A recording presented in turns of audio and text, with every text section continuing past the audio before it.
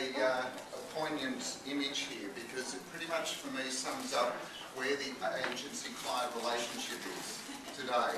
It's basically a battlefield with winners and losers, and unfortunately the way it's heading is that the only people that will be the winners are the procurement people and the finance directors, because basically the marketers and the agencies are actually going to come off second best. I just want a quick show. I know everyone introduced themselves, but a show of hands, who is basically supplying services to the industry, to advertisers or marketers? Okay. Leave your hand up if you think the current remuneration model is not broken. Pretty much no one thinks that the current remuneration model is working. And that's because at the core of the remuneration model is this idea that we're basically paying for resources.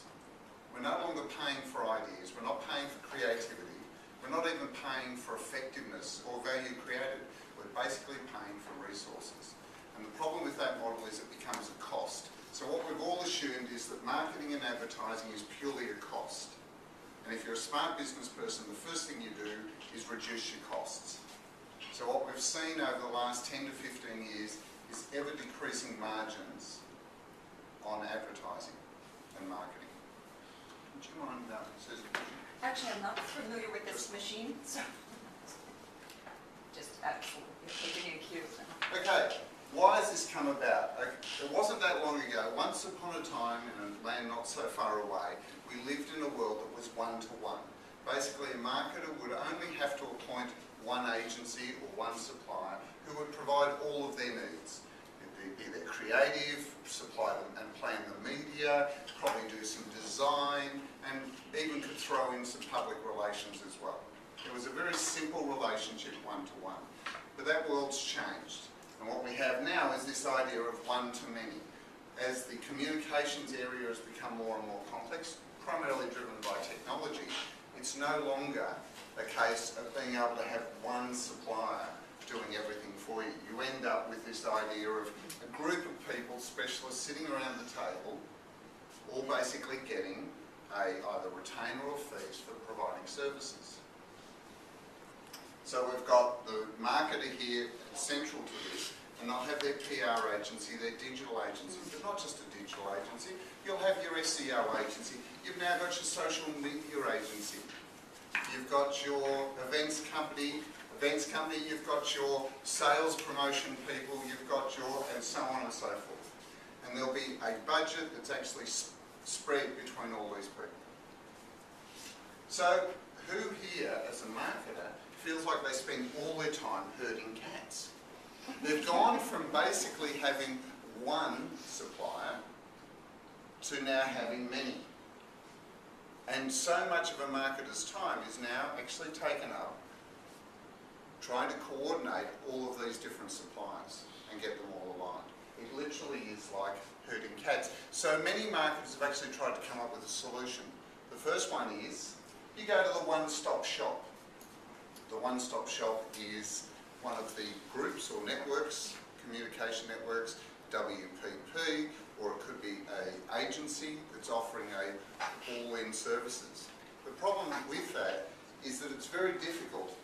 And in fact, most marketers that go down this path will find themselves very quickly realising that you can't get the best in one-stop shop across all disciplines.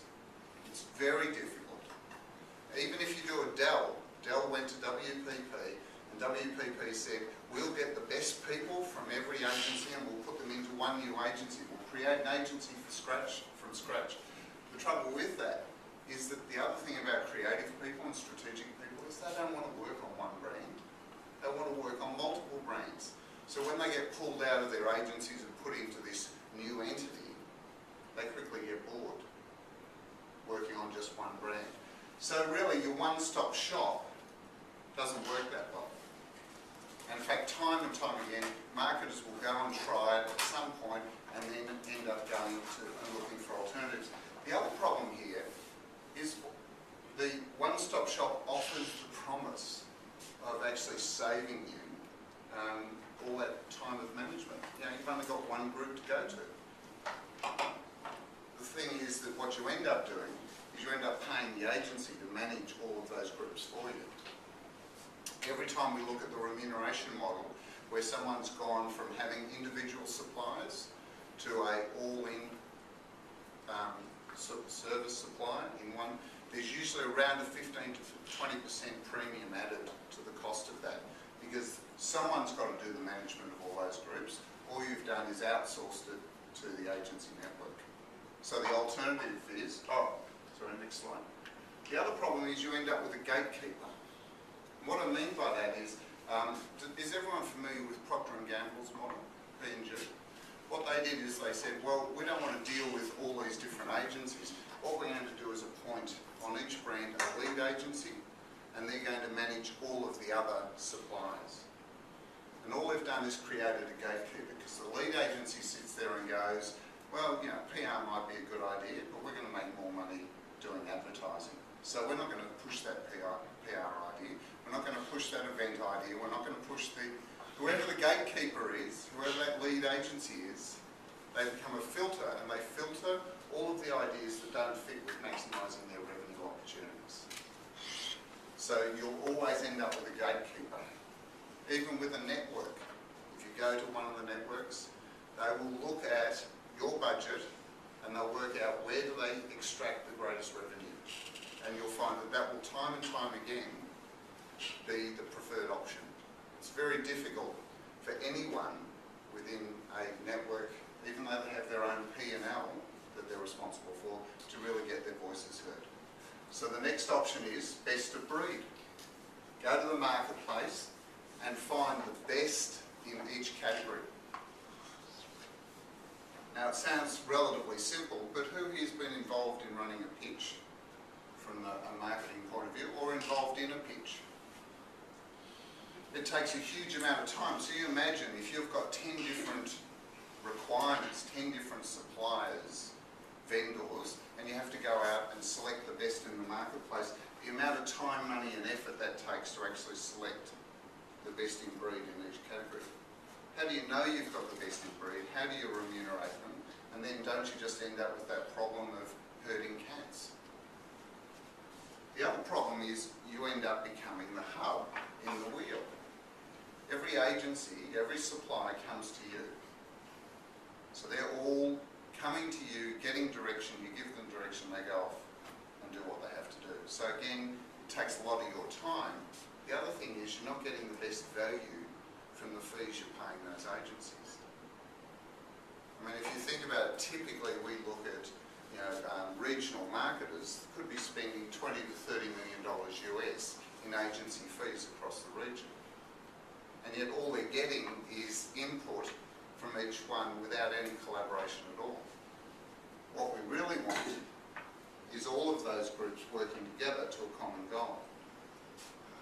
What you want is all of your agencies, your best in breed, working together to achieve the common goal.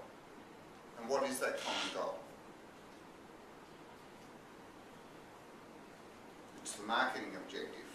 Whatever it is that the marketer wants to achieve, that's the reason that they've gone and got a digital agency or a creative agency or a direct marketing or media. You don't select an agency just to do advertising.